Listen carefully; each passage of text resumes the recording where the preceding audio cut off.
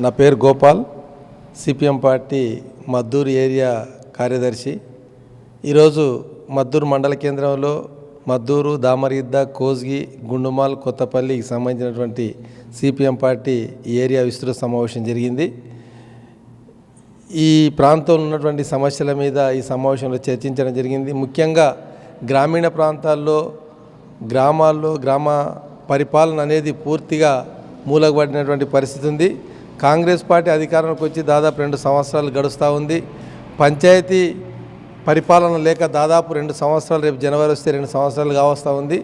గ్రామ పంచాయతీ ఎన్నికలు జరగని కారణంగా గ్రామాల్లో సమస్యలు ఎక్కడికెక్కడ పడి ఉన్నటువంటి పరిస్థితి.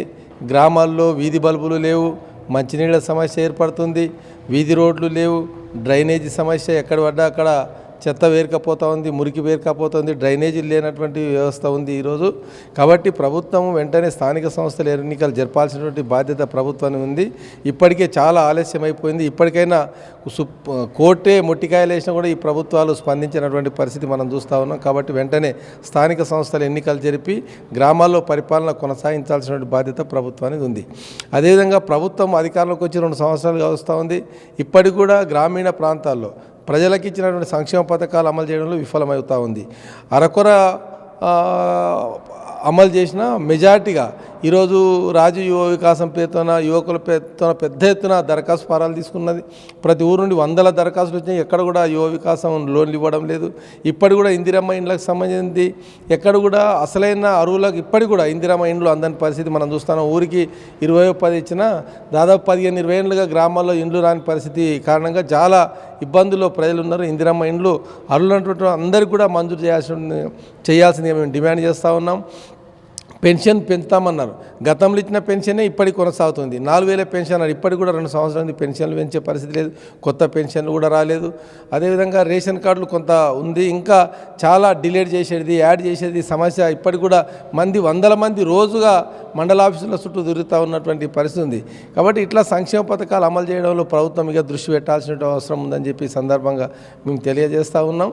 దాంతోపాటు ఇప్పుడు యూరియా సమస్య ఉంది. ఇప్పటికే పెద్ద చర్చ అనేది యూరియా మీద జరుగుతుంది. ఈ యూరియా అనేది కేంద్ర ప్రభుత్వం ఇవ్వాల్సింది.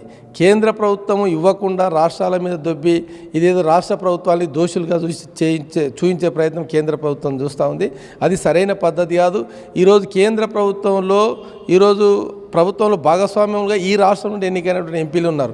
ఈ జిల్లా ఎంపీ బీజేపీ ఉంది. ఈ రాష్ట్రంలో 2 కేంద్ర మంత్రులు ఉన్నారు. ఎవరు కూడా ఇప్పటికీ యూరియా సంబంధించి నోరు ఇప్పడం లేదు. వీళ్ళు నోరిప్పాలి. అవసరమైనటువంటి రైతులకు అందరూ కూడా యూరియా సరఫరా చేయాలని చెప్పి ఈ సందర్భంగా మేము డిమాండ్ చేస్తూ ఉన్నాం. బీసీ రిజర్వేషన్ల సమస్య రాష్ట్రంలో బాగా వేడెక్కుతూ ఉంది. బీసీ రిజర్వేషన్లకు సంబంధించి ఇప్పటికే రాష్ట్ర ప్రభుత్వము వాళ్ళు తీర్మానం చేసి అసెంబ్లీలో వాళ్ళు బిల్లు ప్రవేశపెట్టడం జరిగింది.